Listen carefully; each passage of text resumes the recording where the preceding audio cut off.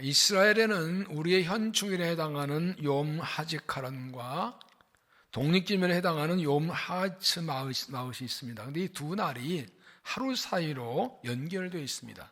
그래서 현충일에 해당하는 욤 하지카론 되면 전국이 2차 대전의 피해자와 희생자들, 용사들을 위해서 슬픔에 잠겨 있습니다. 그러나 새날이 되면 독립기념일인 욤 하이츠 마읒이 되어서 온 나라가 독립을 기념하며 성대한 축제를 벌입니다. 불과 하루 전에 슬픔에 잠겨있던 사람들이 그 다음날 갑자기 큰 기쁨의 잔치를 하기 때문에 다나라 사람들에게는 이것이 매우 낯설고 이상하고 신기하게 보인다고 합니다. 하루 사이에 분위기가 순식간에 반전되는 겁니다. 그런데 2000년 전 예루살렘에도 이런 반전이 있었습니다. 예수님께 십자가에서 달려 돌아가신 후에 슬픔과 절망에 잠겨있던 제자들이 갑자기 숨을 동에서 뛰어나와서 기쁜 소식을 전했습니다. 주님이 부활하셨습니다. 주님이 부활하셨습니다. 이것을 복음이라고 합니다. 온 인류의 죄를 대신 십자가에 죽으신 예수님께서 죄와 죽음을 이기고 부활하셨다는 이 기쁜 소식은 오늘도 절망과 좌절과 슬픔을 이기게 하고 복음 전도에 생명을 바치게 합니다. 바로 오늘이 부활주일입니다. 우리 죄를 지고 죽으신 예수님께서는 아르바나 요셉의 무덤에 장사되셨다가 사흘 만에 죄와 죽음과 마귀를 이기시고 부활하셨습니다. 부활하신 예수님께서는 여러 사람에게 나타나 보이셨습니다. 고린도전서 15장 3절을 보면 내가 받은 것을 먼저 너에게 전하였노니 이는 성경대로 그리스도께서 우리 죄를 위해 죽으시고 장사 지낸 바 되셨다가 성경대로 사흘 만에 다시 살아나사 게바에게 보이시고 후에 12제자에게와 그 후에 500여 형제에게 일시에 보이셨나니 예수님은 성경대로 우리를 죄를 지고 죽으셨다가 성경대로 살아나셔서 우리에게 영생과 구원과 승리를 주셨습니다. 우리는 지금 여태까지 경험하지 못했던 엄청난 어려움을 겪고 있습니다. 코로나19로 온 나라가, 온 세계가 몸살을 앓고 큰 고통을 당하고 있습니다. 수많은 사람들이 전염되고 그리고 수많은 사람이 죽어가고 있습니다. 일상이 제한되고 경제가 위축되고 학교 등교가 늦어지는 등 심지어 우리의 신앙의 예배도 제대로 드리지 못하는 예배와 양육 봉사가 제한되는 이러한 사상 초유를 겪고 있습니다.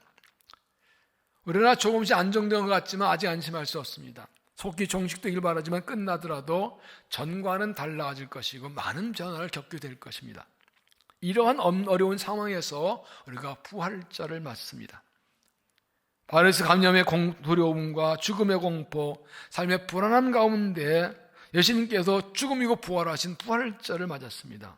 이런 때 예수님의 부활은 우리에게 어떤 의미인가요? 예수님의 십자가에 죽으신 것 부활을 고만 우리는 어떤 신앙으로 어려움을 이겨나갈까요? 부활한 예수를 믿는 그리스도인이 이때 해야 할 일이 무엇인가요? 오늘 본문은 부활하신 예수님을 제일 먼저 만난 한 사람의 이야기입니다. 그런 건 막달라 마리아입니다. 안식 후 첫날 아침 예수님 무덤에 올라갔다가 부활하신 만났고 즉시 돌아가서 예수님의 부활을 증거했습니다. 18절 막달라 마리아가 가서 제자들에게 내가 주를 보았다 하고 또 주께서 자기에게 이렇게 말씀하셨다 이러니라. 내가 주를 보았다. 이것이 부활의 주를 만난 마리아의 고백이었습니다.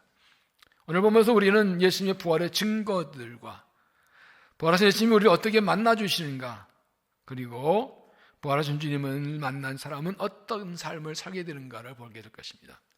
부활의 주를 만난 사람은 분명히 전과는 다른 삶을 살게 됩니다. 우리가 어떻게 부활하신 주님을 만나고 부활의 신을 가질 수 있을까? 막달라 마리아 어떻게 부활의 주님을 만났는가? 부활하신 주님을 만나고 부활의 신을 살면 우리가 어떤 믿음을 가져야 할까요? 첫째, 돌은 이미 옮겨졌다는 것입니다.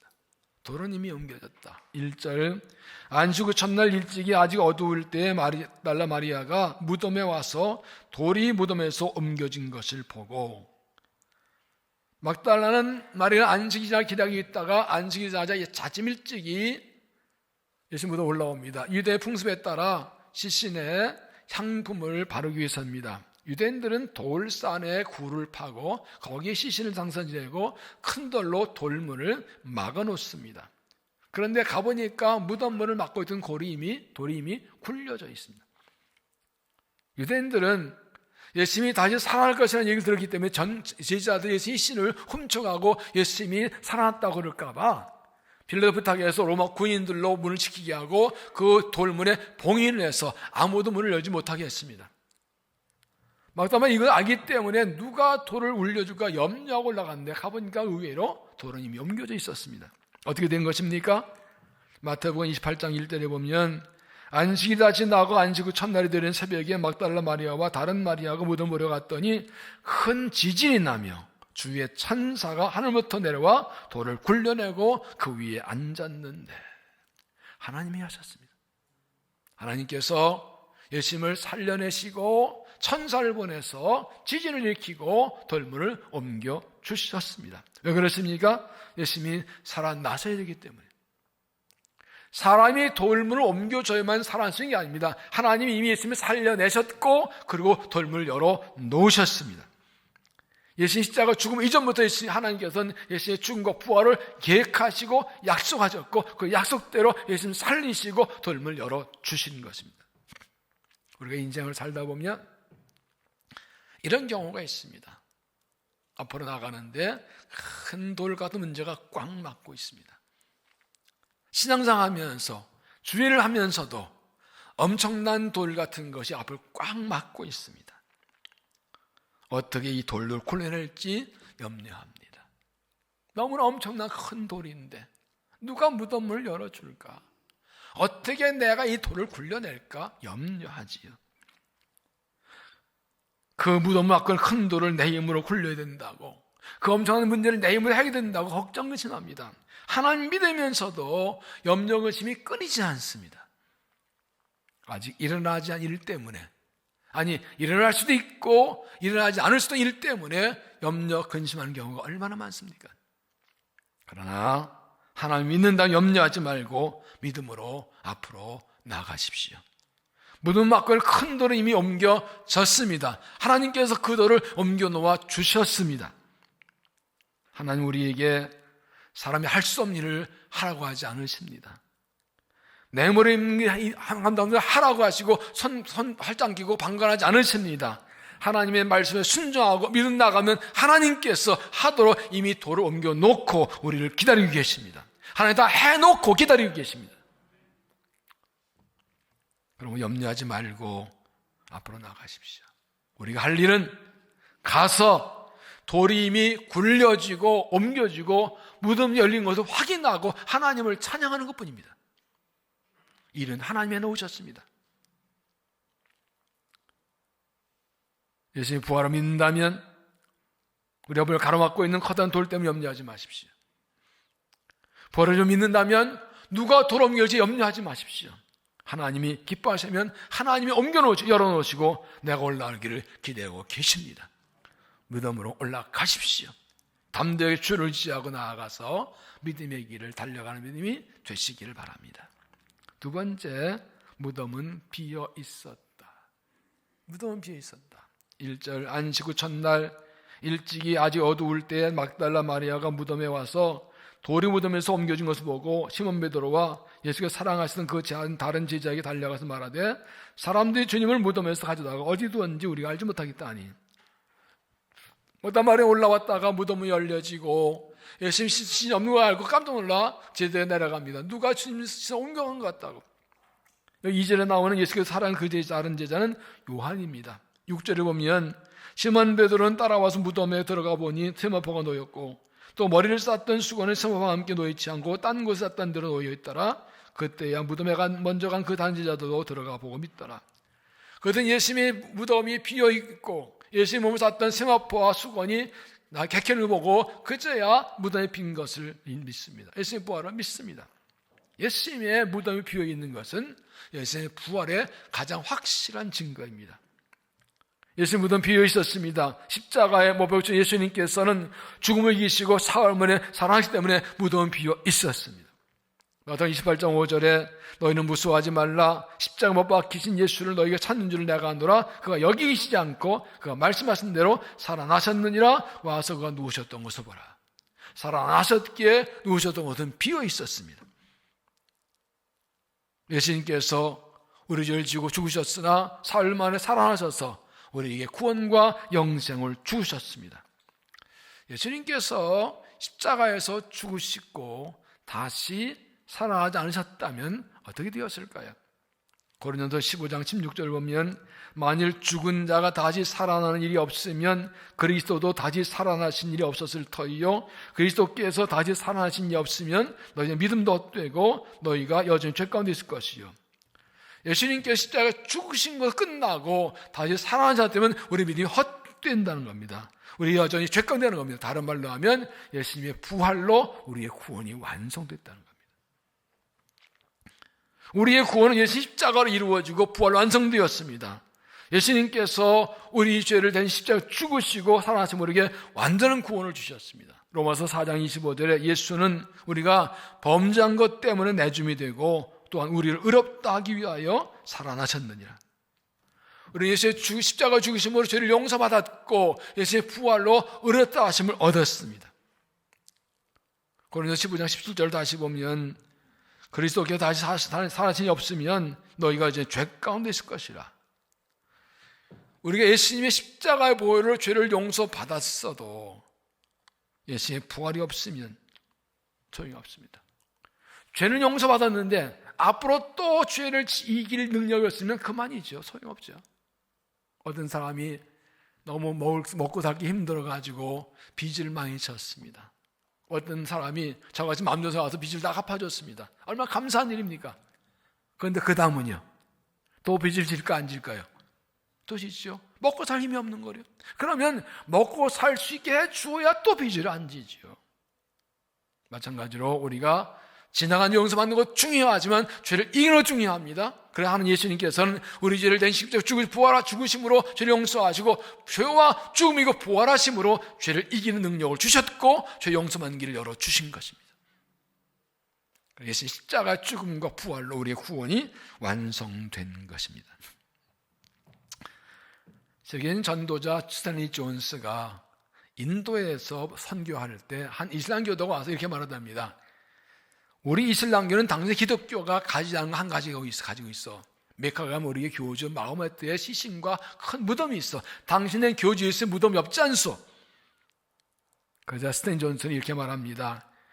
맞소. 그 점이 당신의 종교 우리가 다른 점이지요. 당신의 종교가 무덤의 종교, 죽음의 종교라면 우리는 기독교는 무덤이 없는 생명의 종교입니다. 그래서 우리는 부활하신 예수 그리스도를 믿는 겁니다. 기독교는 생명의 종교입니다. 종교 이상입니다. 기독교 외에 생명을 말하는 종교 어디 또 있나? 예수님의 빈 무덤은 부활의 증거입니다. 이런 우스운 얘기가 있습니다. 아르메니아 요셉이 예수님께 자기 무덤을 내드린 후에 친구와 이야기했대요. 친구가 예수님께 무덤을 내드렸다며 얼마나 그 비싼 무덤인데 그 무덤 만들어 얼마나 돈 많이 들었는데 아깝지 않아 그랬더니 아르메니아이 마음에 있다 그러대. 그런데 이틀만 쓰신대. 딱 이틀만 쓰신대. 그 후에 예수님 부활하신 소문이 많이 나가지고 그 무덤값이 천년 솟아가지고 물질을 복을 받았다 놨다는 뭐. 예수 무덤은 비어 있었습니다. 주님은 살아나셨습니다. 요한복음 24장 5절 어찌하여 살아있는 자를 죽은 자 가운데서 찾느냐? 여기 계시지 않고 살아나셨느니라. 예수님은 살아나셨는데 왜 무덤 안에 예수님 찾습니까? 살아나서 하늘에 올라가셨고 우리와 함께 계십니다. 예수님 죽은 전 살지 말고 살아계신 예수 믿는 믿음으로 사십시오. 주님이 죽고 안 계시면 절망 낙심하지 말고 무덤 비어있고 살아계신 주님과 함께 승리한 삶을 살아가시기를 바랍니다. 세 번째는 주님께로 올라오라. 안식 후 첫날 1절 안식 후 첫날 막 일찍이 아주 어두울 때 막달라 마리아가 무덤에 와서 막달라 마리아가 예수님 부활하심을 가장 먼저 만날 수 있었던 것은 그가 예수님 무덤으로 올라왔기 때문입니다. 제자들은 유대인들이 저기 잡힐까 두려워서 문을 잠그고 숨어 있을 때 마르다와 마리아는 안식이 지나 기다리고 있다가 안식이 지나 다음날 아침 되자 새벽같이 올라왔습니다. 예수님께서 부활하실 것을 미리 알았거나 믿은 것은 아니었지만 예수님을 사랑해서 예수님을 사모해서 마지막 모습을 보고 향부하러 들려고 간절한 마음으로 올라왔다가 생각지 않게 부활의 주님을 만난 것입니다. 이 막달라 마리아는 7 귀신 들린 여자였다고 합니다. 예수님 만나서 죄를 용서받고 그리고 귀신도 쫓아내고 사는 삶을 살게 되었습니다. 예수님 때문에 인생이 달라졌습니다. 그 예수님이 돌아가신 건 안 견딜 수 없어가지고 마지막 예수님의 시신에 향유를 받아 자기 최선 다하려고 올라왔다가 부활의 주님을 만난 것입니다. 그가 예수님을 만나기 원하는 간절한 마음 올라왔기 때문에 부활의 주님을 만나게 된 것입니다. 예수님 십자가에 못 박혀 죽으신 후에 대제사장과 서기관과 장로들은 그 미워하던 예수를 잡아 죽였다고 의양양하고 있었습니다. 베드로보다는 제자들은 유대인들이 자기들도 찾아내 죽일까 겁나서 한 곳에 문장으로 숨어 있습니다. 예수님 호산나 따르던 사람들은 예수님 메시아인 줄 알았다가 나라 동역 군주를 따라 실망해서 낙심하고 있습니다. 그런데 막달라 마리아는 아니다, 내가 주님 만나겠다고 간절히 사모하겠다. 안식일 지나고 첫날 새벽같이 특다가 달려오다가 부활의 주님을 만난 것입니다. 베드로 요한이 빈무덤 확인하고 내려간 후에도 마리아는 내려가지 않습니다. 예수님 시신을 찾아야 된다고 울면서 무덤을 들어보니까 2 천사가 있습니다. 천사 왜 우느냐고, 누가 우리 주님의 시신 옮겨왔는데 아니냐고. 예수님 나타났으면 알아보지 않으면 동산직인 줄 알고 예수님 부르시니까 동산직이세요? 우리 선생님 주님 시신 어디 가서 알려주세요. 예수님 알아보지 못한 그때 예수님께서 그를 부르십니다. 16절 예수께서 마리아야 하시거늘 마리아가 돌이켜 히브리 말로 라보니 하니. 예수님을 사모에 믿어 올라왔고 예수님 신 잠자다 간절한 마음으로 그날 떠나지 않고 있다가 주님을 만난 것입니다. 우리도 부활하신 주님을 만나려면 막달라 마리아처럼 예수님께로 나와야 합니다. 주님을 만나기 간절히 원하는 사모하는 마음으로 주님께 나와야 됩니다. 주님을 만나기 원하는 마음 가지고 있는 것이 끝나지 않고 직접 주 앞에 나와야 주님을 만납니다. 막달라 마리아처럼 주님을 사모하는 마음으로 사랑하는 마음으로 올라오면 우리를 만나주시고 풍성한 은혜를 주십니다. 그런데 이것을 바꿔 말하면 부활하신 주님께 우리를 기다려 계셨다는 겁니다. 막달라 마리아가 올라갔지만 사실은 주님이 그를 기다려 계셨습니다. 부활하신 주님께서는 부활하신 후에 그 무덤을 떠나지 않고 계셨다가 막달라 마리아 올라오니까 그를 만나 주셨습니다. 기다려 계셨습니다. 그냥 가드가만이지만 그 올라올 줄 아셨기 때문에 기다려 계셨다가 만나 주신 겁니다.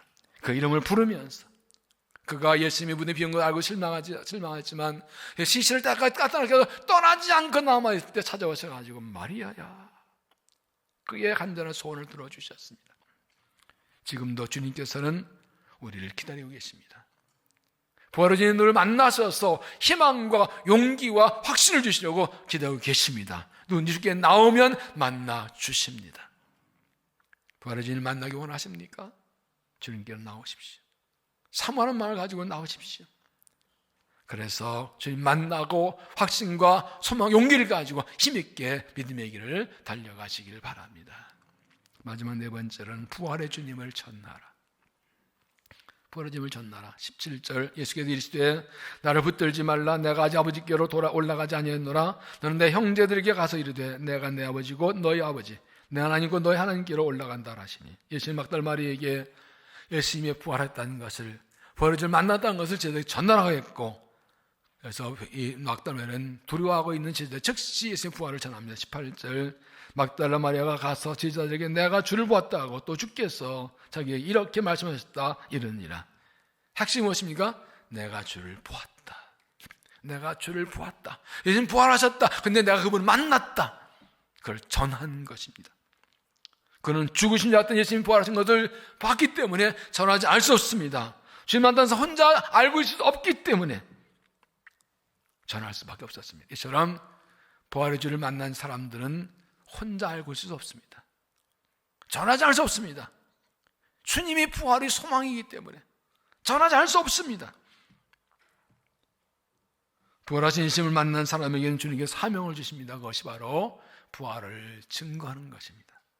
실망과 좌절에 빠진 사람들에게, 낙심한 사람들에게 예수의 부활을 전하라고 하십니다. 고난을 당하고 역당하는 사람들에게, 희망인 사람들에게 그리스도가 죽으신 것을 살아나셨다고, 그리스도가 소망이시고 구원이시라고 전하라고 하십니다. 십자가에 죽으시고 부활한 예수님을 알리신다는 것은 부활을 만난 사람들에게 주신 최고의 사명입니다.